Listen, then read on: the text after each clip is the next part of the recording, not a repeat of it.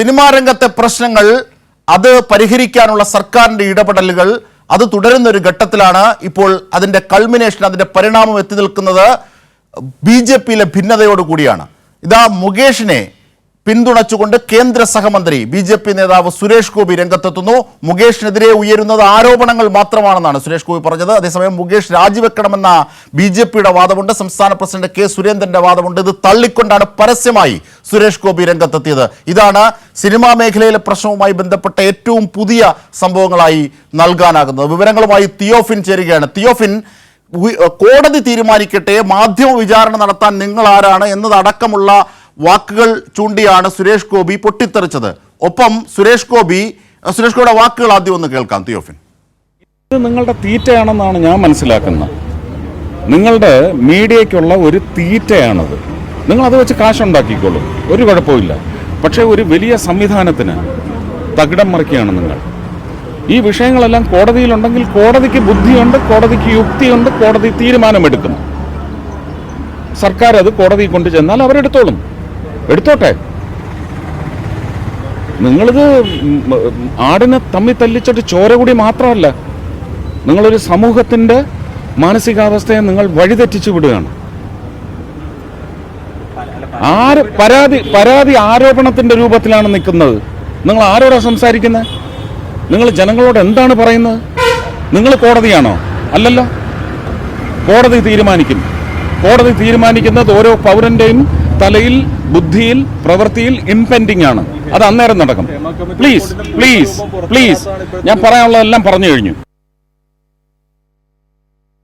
വിവരങ്ങളുമായി തിയോഫിൻ ഞങ്ങളുടെ പ്രതിനിധി ചേരുകയാണ്. തിയോഫിൻ, പരസ്യമായി പൊട്ടിത്തെറിച്ചു, ആരോപണ വിധേയരായവരെ കൃത്യമായി കോടതി തീരുമാനിക്കട്ടെ എന്ന് പറയുന്നു. അതിനോടൊപ്പം ഏറ്റവും പ്രധാനപ്പെട്ട ഒരു രാഷ്ട്രീയം ബിജെപിയുടെ വാദം, മുകേഷ് രാജിവെക്കണമെന്ന ബിജെപി സംസ്ഥാന പ്രസിഡന്റ് കെ സുരേന്ദ്രൻ അല്പം മുമ്പ് പറഞ്ഞത് അടക്കമുള്ള വാദങ്ങൾ തള്ളിക്കൊണ്ടാണ് സുരേഷ് ഗോപി രംഗത്തെത്തിയത് എന്ന പ്രധാന രാഷ്ട്രീയമുണ്ട്. ബിജെപി കടുത്ത ഭിന്നതയിലേക്ക് നീങ്ങുകയാണ്.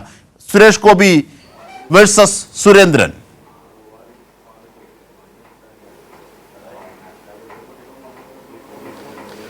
തീർച്ചയായും അജിംഷാദ്, അത്തരത്തിലൊരു രാഷ്ട്രീയ നിലപാടിനപ്പുറത്തേക്ക് പോവുകയാണ് സുരേഷ് ഗോപിയുടെ പ്രതികരണം. കാരണം താൻ പ്രതിനിധീകരിക്കുന്ന പാർട്ടി എന്താണെന്നും താനൊരു കേന്ദ്രമന്ത്രി ആയതുകൊണ്ട് തന്നെ അത്തരത്തിൽ ഒരു നിലപാട്, അല്ലെങ്കിൽ സിനിമാ നടൻ എന്ന രീതിയിലല്ല അത് പ്രതികരിക്കേണ്ടത് എന്ന ചിന്ത പോലും മാറ്റിവെച്ചുകൊണ്ടാണ് സുരേഷ് ഗോപിയുടെ പ്രതികരണം.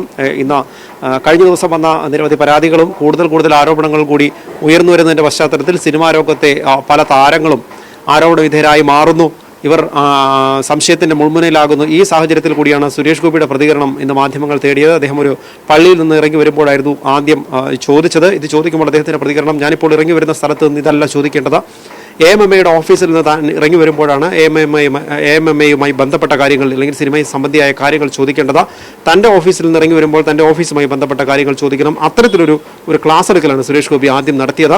തീർച്ചയായും അത് മാത്രമല്ല, ഇതിൽ തെളിയുന്ന ഒരു ഭിന്നതയുണ്ട്, ബിജെപിക്കുള്ളിലെ ഭിന്നതയുണ്ട്. അതായത് സിനിമാ മേഖലയുമായി ബന്ധപ്പെട്ട് ഇപ്പോൾ ഉയരുന്ന പ്രശ്നങ്ങളിൽ സുരേഷ് ഗോപിയുടെ നിലപാട് ബിജെപിയുടെ ഔദ്യോഗികമായ നിലപാടിനെതിരാണ്. ബിജെപിയിലെ ഭിന്നത കൂടിയാണ് സുരേഷ് ഗോപിയുടെ ഈ വാക്കുകളിലൂടെ പ്രതിഫലിക്കുന്നത്. അതായത് കെ സുരേന്ദ്രൻ പറയുന്നു മുകേഷ് അടക്കമുള്ളവർ രാജിവെക്കണമെന്ന് പറയുന്നു. ഇവിടെ സുരേഷ് ഗോപി പറയുന്നു അത് ആരോപണം മാത്രമാണ്. ആ ബിജെപിയുടെ നിലപാട് തള്ളുകയാണ് പരസ്യമായി ബിജെപിയുടെ കേന്ദ്ര സഹമന്ത്രി. തിയോഫിൻ,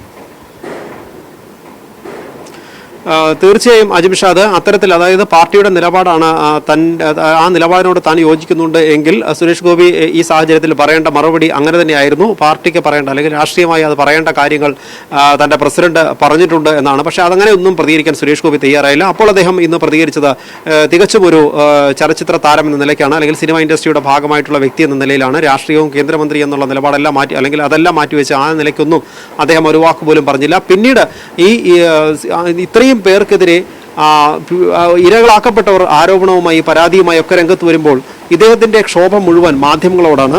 മാധ്യമ പ്രവർത്തകരാണ് ഇങ്ങനെ, അല്ലെങ്കിൽ ഒരു വ്യവസായത്തെ നശിപ്പിക്കാൻ ശ്രമിക്കുകയാണ്, ആടുകളെ തമ്മിലടിപ്പിച്ച് ചോര കുടിക്കുകയാണ് മാധ്യമങ്ങൾ എന്നൊക്കെ ആരോപണം ഉന്നയിക്കാൻ സുരേഷ് ഗോപി തയ്യാറാവുന്നു. പക്ഷേ ഇവിടെ മാധ്യമങ്ങൾ ചെയ്തിട്ടുള്ള റിപ്പോർട്ടിംഗ് മാത്രമാണ്. നോക്കൂ, പരാതി വന്ന കാര്യങ്ങൾ, അതായത് താരങ്ങൾക്കെതിരെ പരാതി ഉന്നയിച്ചപ്പോൾ ആർക്കെതിരെ പരാതി ഉന്നയിച്ചു എന്ന കാര്യങ്ങൾ വെളിപ്പെടുത്തുക അല്ലെങ്കിൽ അത് റിപ്പോർട്ടിംഗ് ചെയ്യുക മാത്രമാണ് മാധ്യമങ്ങൾ ചെയ്തിട്ടുള്ളത്. മാധ്യമപ്രവർത്തകർ നമ്മൾ ഉൾപ്പെടെ എല്ലാ മാധ്യമങ്ങളും ചെയ്തിട്ടുള്ളത് അത് മാത്രമാണ്. അല്ലാതെ തങ്ങളുടേതായ ഒരു വെർഷൻ ഉണ്ടാക്കാനോ ഈ മുഴുവൻ സിനിമാ പ്രവർത്തകരെയും ഈ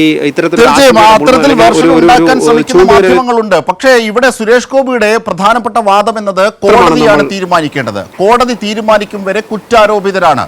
കുറ്റാരോപിതനായ ഒരാൾ ഈ ഘട്ടത്തിൽ രാജിവെക്കേണ്ടതില്ല എന്നത് തന്നെയാണ് സുരേഷ് ഗോപിയുടെ മൊഴിയായി നമുക്ക് അല്ലെങ്കിൽ മറുമൊഴിയായി നമുക്ക് രേഖപ്പെടുത്തേണ്ടത്. വരികൾക്കിടയിൽ അത് അദ്ദേഹം വ്യക്തമാക്കുന്നതും അത് തന്നെയാണ്. അതായത് മുകേഷ് അടക്കമുള്ളവർക്കെതിരെ ആരോപണങ്ങൾ ഉയർന്നു. അത് ആരോപണങ്ങൾ മാത്രമാണ്.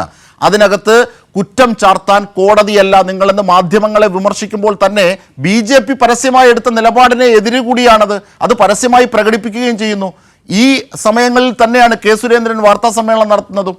ഇങ്ങനെ ഒരു വലിയ കോൺഫ്ലിക്റ്റ് BJPക്കുള്ളിൽ ഉയരുകയാണ്. തിയോഫിൻ,